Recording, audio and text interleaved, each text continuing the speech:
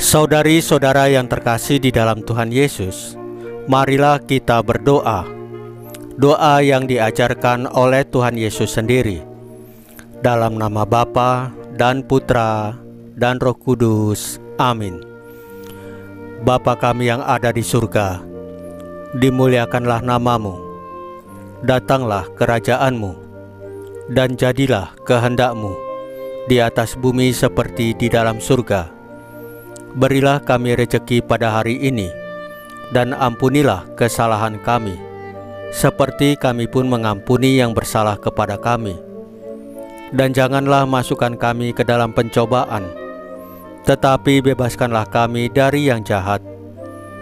Ya Roh Kudus, hadirlah saat ini untuk memimpin dan membimbing kami dalam membaca firman Tuhan Yesus dan merenungkannya, sehingga kami dapat mengerti maknanya dan dapat kami laksanakan dalam hidup kami sehari-hari di tengah masyarakat kami.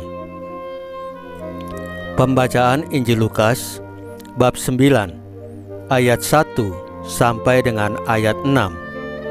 Mengandalkan Tuhan Yesus. Sekali peristiwa, Yesus memanggil ke-12 muridnya, lalu memberikan tenaga dan kuasa kepada mereka untuk menguasai setan-setan dan untuk menyembuhkan penyakit-penyakit. Ia mengutus mereka untuk mewartakan kerajaan Allah dan menyembuhkan orang-orang. Yesus berkata kepada mereka, "Jangan membawa apa-apa dalam perjalanan. Jangan membawa tongkat atau bekal, roti atau uang, atau 2 helai baju. Apabila kalian diterima di suatu rumah, tinggallah di situ sampai kalian berangkat dari situ. Dan kalau ada orang yang tidak mau menerima kalian, keluarlah dari kota mereka dan kebaskanlah debunya dari kakimu sebagai peringatan terhadap mereka.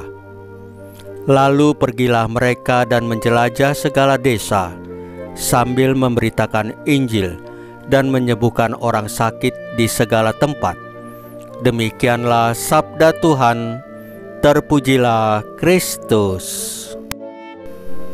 Saudari-saudara yang terkasih di dalam Tuhan Yesus, pada bacaan pertama kita diminta untuk menyadari, memahami bahwa apapun keadaan kita, Tuhan Yesus selalu membuka pintu pengampunan dan keselamatan untuk kita, seperti yang Ia lakukan pada bangsa Israel. Kita hanya perlu merendahkan hati kita dengan tulus bertobat. Pada bacaan Injil, hal penting yang harus kita perhatikan adalah bagaimana Tuhan Yesus menginstruksikan para muridnya untuk tidak membawa sesuatu saat melakukan perjalanan, bahkan tongkat, tas, roti, atau uang. Ini menggambarkan bagaimana pentingnya ketergantungan kepada Tuhan Yesus dalam pelayanan kita. Tuhan Yesus ingin kita percaya kepadanya dengan sepenuhnya, dan Ia akan menyediakan segala yang kita perlukan. Tugas yang sama sebagai murid Kristus juga diberikan kepada kita. Seperti para murid, kita harus menyebarkan Injil dan menjadi tangan serta kaki Tuhan Yesus dalam dunia ini. Kenali karunia rohani yang telah diberikan Tuhan Yesus kepada kita, dan gunakanlah untuk layanan kita kepada sesama. Dalam kehidupan kita sehari-hari, marilah kita menerapkan ajaran dan petunjuk Tuhan Yesus ini.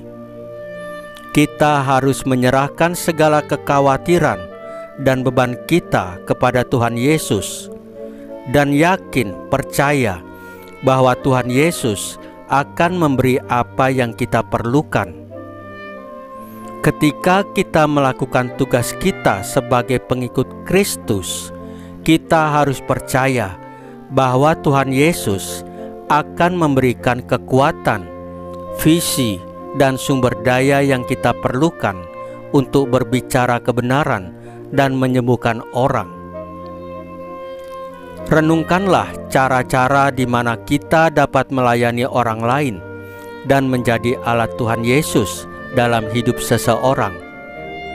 Ingatlah bahwa kekuatan kita bukan bersumber dari diri kita sendiri, tetapi dari Tuhan Yesus yang mengutus kita.